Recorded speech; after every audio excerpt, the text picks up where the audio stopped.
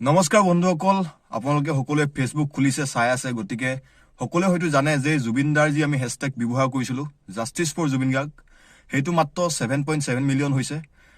গতিকে আমাৰ ওপৰত, আমাৰ অসমবাসীৰ ওপৰত বহুত ডাঙৰ এটা দায়িত্ব আছে যে আমি আকৌ লিখিব লাগে জাষ্টিছ ফৰ জুবিন গাৰ্গ। কাৰণ আমি এটা এনেকুৱা জাতি, অসমীয়া জাতিটো, যে আমি পাহৰি যাওঁ, আমি বহুত পটককৈ কথাবিলাক পাহৰি যাওঁ। সেইকাৰণে মই আকৌ এবাৰ আপোনালোকক অনুৰোধ কৰিছোঁ যে আপোনালোকে লিখে যেন জাষ্টিছ ফৰ জুবিন গাৰ্গ। কাৰণ 7.7 মিলিয়ন হ'লে নহ'ব, বহুত হ'ব লাগিব, বাঢ়িব লাগিব ইয়াতকৈ।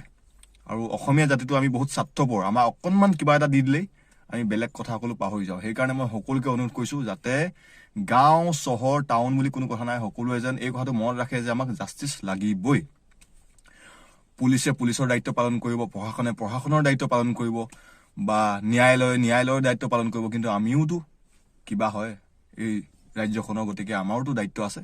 সেইকাৰণে সকলোকে অনুৰোধ কৰিছোঁ, অন্ততঃ আমি বেলেগ কৰিব নোৱাৰিলেও ৰাস্তাত গৈ আন্দোলন কৰিব নালাগে, অন্ততঃ আমি লিখিব লাগে জাষ্টিছ ফৰ জুবিন গাৰ্গ।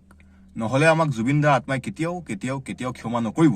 আৰু আপোনালোকে সকলোৱে জানে যে অসমক কিমান জুবিন গাৰ্গে ভাল পাইছিলে, জুবিন দাই কিমান ভাল পাইছিলে, এটা মাটিৰ মানুহ। গতিকে সকলোকে অনুৰোধ কৰিছোঁ আপোনালোকে যেন প্লিজ লিখে।